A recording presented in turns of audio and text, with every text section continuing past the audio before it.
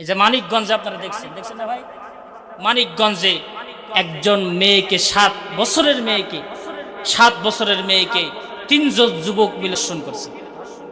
গতকালকের ঘটনা। কয়জন যুবক? 3 জন যুবক মিলে একটা মেয়েকে, শিশু মেয়েকে ধর্ষণ করেছে। ক্ষীরির মমতা, কোনো বিচার নাই। কোনো বিচার আছে? আমার দেশের বিচার হলো ধর্ষিতা কবরে চলে যায়। ধর্ষিতা কোথায় চলে যায়? কবরে চলে যায়। আর ধর্ষণকারী আরামে আয়েশে জমিনের উপরে বেঁচে থাকে, চলাফেরা করে। ঠিক কিনা? এই আইনকে আমরা চাই? বলেন, এই আইনকে আমরা চাই? আমরা আইন চাই তা কবরে যাওয়ার আগে ধর্ষণকারী কবরে চলে যাবে। চিল্লায় বলেন মুসলমান, ঠিক কিনা? বাংলাদেশে ধর আছে না নাই? বলেন, আছে না নাই? জেনা আছে না নাই? বেবিচার আছে না নাই? মানুষের পরে জুলুম আছে না নাই? আমার কাছে একটা দলিল আছে, বাংলাদেশের প্রতি 2 বর্গ মাইলে 2 জন করে মা ধর্ষিতা হয়।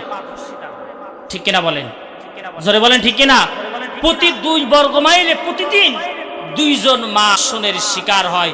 সময় টিভি নিউজের একটা স্ক্রিনশট আমার কাছে মারা আছে, যদি লাগে দেখে নিন। আমার ভাইরা, এই জেনা, এই বেবিচার সমাজ থেকে দূর করতে হলে আল্লাহর কোরআনের আইনের বিকল্প কোনো পদ্ধতি আল্লাহর আকাশের নিচে জমিনের উপরে থাকতে পারে? বলেন, থাকতে পারে? আমার ভাইরা, আল্লাহর কোরআনের আইন হচ্ছে কি, বিবাহিত পুরুষ এবং নারী যদি জেনায় লিপ্ত হয়ে যায় তাহলে পাথর মেরে তাকে দুনিয়া থেকে বিদায় করে দাও। আর অবিবাহিত যদি হয় তাহলে বেত্রাঘাত করো। কার আইন? বলেন, কার আইন? আরো জোরে বলেন, কার আইন? আল্লাহ রাব্বুল আলামিনের আইন। আল্লাহ রাব্বুল আলামিনের আইন যদি সমাজে প্রতিষ্ঠিত হয়ে যায়, কোরআনের আইন যদি সমাজে প্রতিষ্ঠিত হয়ে যায়, আমার ভাইরা, ধর্ষণীকে ধরা হবে। বাইতুল মুকাররমের সামনে, তার মাঝে সামনে পুঁতা হবে বাংলাদেশের যত টিভি এবং ইলেকট্রনিক মিডিয়া আছে, সমস্ত ইলেকট্রনিক মিডিয়া, প্রেস মিডিয়া, সমস্ত মিডিয়াগুলাকে সম্মুখ সারিতে রেখে বাংলাদেশের ওই ধর্ষণকারীকে 24 ঘন্টা গোটা টিভি এবং চ্যানেলে সম্প্রচার করা হবে তার হত্যার ভিডিও। কয় ঘন্টা?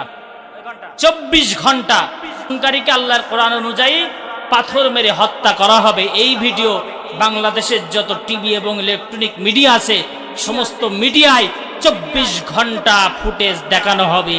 আর বলা হবে, কোন নারীর উপরে যারা জেনা করবে, নারীর সাথে যারা, নারীকে যারা ধর্ষণ করবে, কোন মাকে ধর্ষণ করবে, যারা জেনায় লিপ্ত হবে, তাদের উপরে আল্লাহর পক্ষ থেকে নাজিল হওয়া কিতাবের অনুসারে শাস্তি হবে, তাকে পাথর মেরে হত্যা করা হবে। এই ভিডিও ফুটেজ যদি বাংলাদেশের যত ইলেকট্রনিক মিডিয়া আছে, প্রেস মিডিয়া আছে, সমস্ত ইলেকট্রনিক মিডিয়া, প্রেস মিডিয়ায় যদি 24 ঘন্টা এভাবে সম্প্রচার করা হয়, তাহলে আমার দেশের লম্পট যুবকেরা, আমার মায়েদেরকে ধরে, আমার মায়েদেরকে ধর্ষণ করে গাছে টাঙিয়ে রাখা, মাটির তলে পুঁতে রাখা, হাত কেটে ফেলা, পা কেটে ফেলা, এগুলোর দুঃসাহস করতো না। এই আইন যদি প্রয়োগ হতো তাহলে ধর্ষক যুবকদের স্বপ্নদোষ পর্যন্ত বন্ধ হয়ে যেত। ঠিক কিনা বলে?